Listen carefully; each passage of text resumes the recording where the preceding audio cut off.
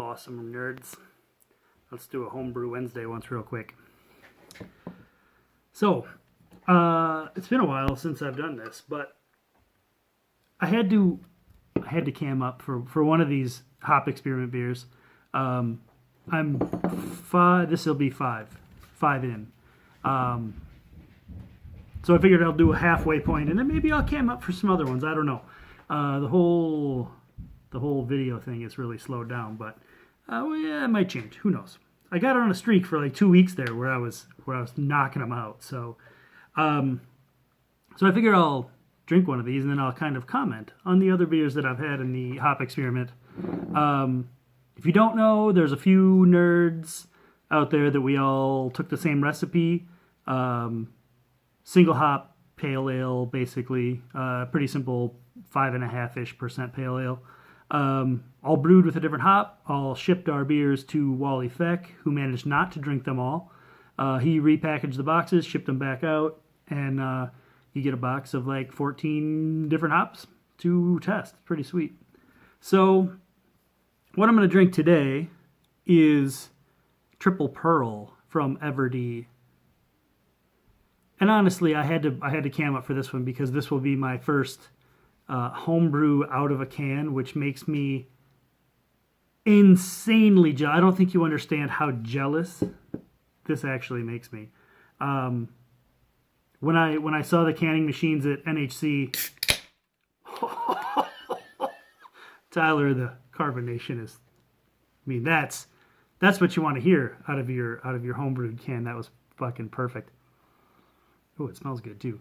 I saw the canning machines at NHC and I thought, yeah, that's expensive. Who's really going to do it? I would really like to do it. But, it's never like a real thing until Tyler bought one. And then I see him and Mitch canning stuff and it stabs me in the heart that I don't have one. But anyway, cheers, nerds. Homebrew out of a can. The world is really like, I know everything's fucked up right now, but homebrew in a can. Honestly, we can have whatever the fuck president we want for I don't care how long if I can have homebrew in a can. So, cheers, nerds.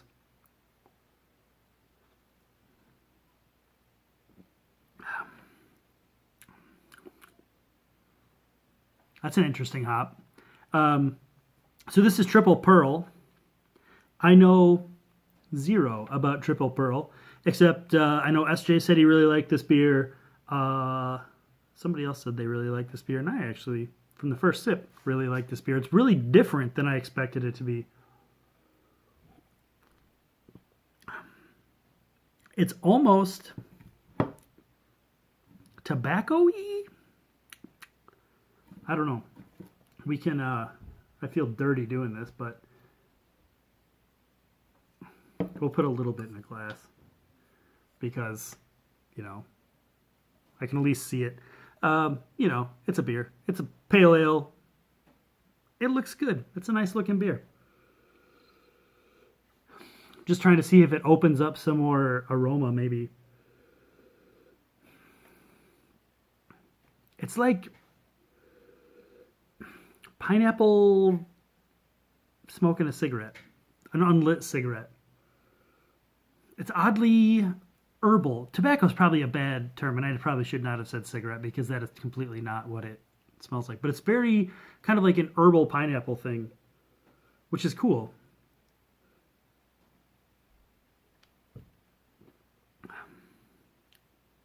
There's a sharpness that's not like a bitterness sharpness. It's like I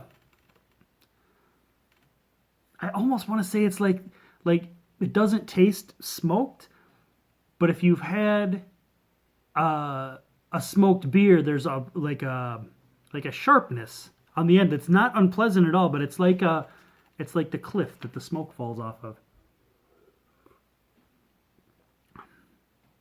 It's totally like it finishes like, not finishes in the middle. It's like it almost tastes like a smoked beer, but not smoky. I should do videos more. I obviously don't know what I'm talking about. That's interesting. I need to watch some other reviews of this, or I need to talk to Tyler and see what he thinks of this, because that's a crazy hop. That would be a crazy good lager hop, I believe. which seems like a few of these new hops would be really cool in a lager. So the other ones that I have down here, I also last night we knocked out the Beaver Dog experimental apple crisp hop, which was super good. That is a crusher. You could drink those things all day, and it definitely has an appley note, not like an acetaldehyde kind of note, but like a cooked apple pie note. It's pretty crazy. And I can see how you could do some really cool beers with that hop. Yeah, hops are getting weird. Get off my lawn, man. We did the Hull Melon from my boy Wally. Another good hop. It was not as melony as I expected, which was odd. It's a good beer, but I think if you paired that hop with like Cascade, I think it would ramp all the fruit flavors up, and I think it would be awesome.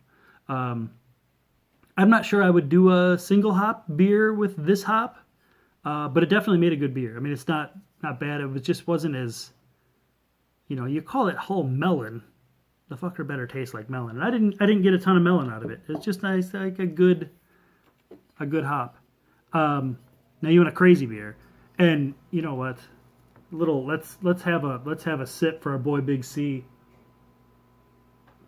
at Hunter and Ales Brewing. He decided to see if some sort of a pole was stronger than his car, and it was. So Big C, get well, my brother. We need you for Portland. So you got a little time to mend her up, but let's get to getting. Man, that's good. It's good, and it's homebrew out of a can, and the labels are ridiculous. But it's a fucking can. That's crazy. This beer, with the awesome old school Hulk logo, is Green Machine experimental hops. This is the craziest hop I have ever tried. Completely different than anything else you've ever tried. I would have bet money that this beer was oaked. It tasted like an oaked beer.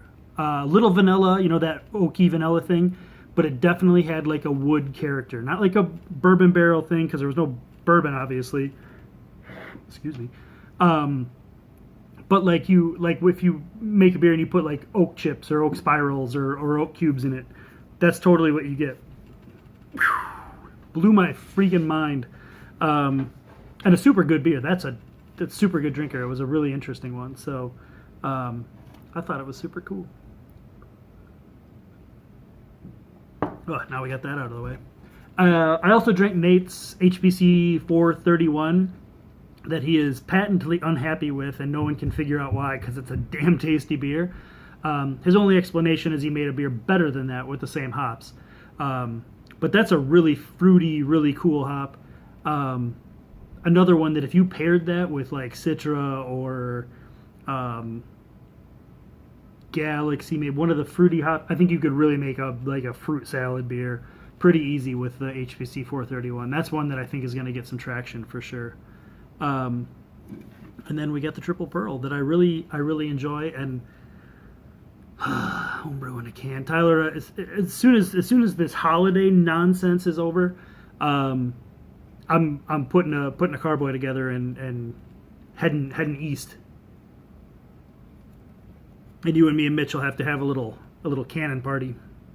I did brew a little bit. Now I have an empty glass. Maybe I'll pour a right quick sample of it. Hold on.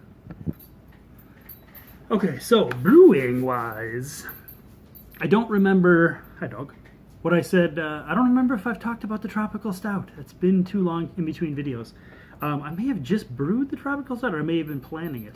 But either way, Dan and I went to a talk at NHC about historical stouts and porters, put on by Kristen England, which was the best talk I've heard at an NHC out of the last however many Aaron and I have been to. And the good thing about this, it was Saturday morning after club night. Everyone's a little hungover, and he just kept pushing the beers. And Dan and I got into about a 6-pack apiece of Shell's Tropical Stout and realized that we both have a full-on like love relationship, capital L love, with Tropical Stout. So inspired by that, I decided I needed to brew one. This is it. This is actually like the first pint I've pulled off of here. It's still maybe not carved enough. It's maybe just the head retention is not super good, but you know, big stouts, that'll happen. So it is. It went 1084 down to 1018, so it's like just shy of 9%.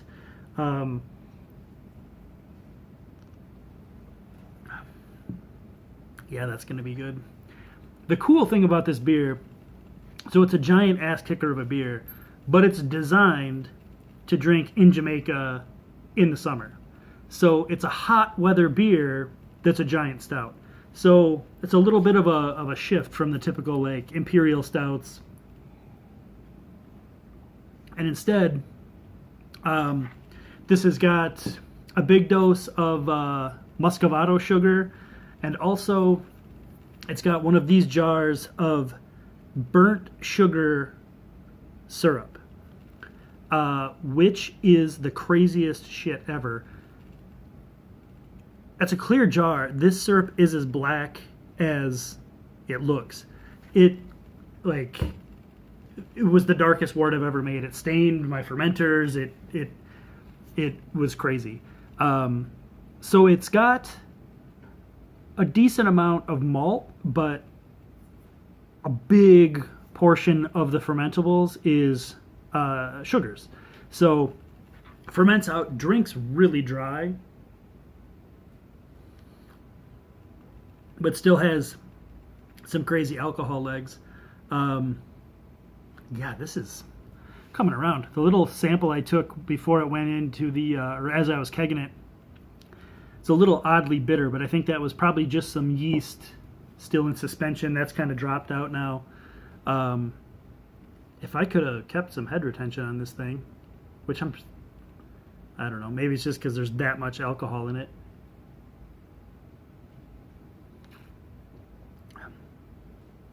Not overly roasty, a lot of dark fruit, and it's cold now too. So I'm gonna let this thing warm up and sip on it a little bit.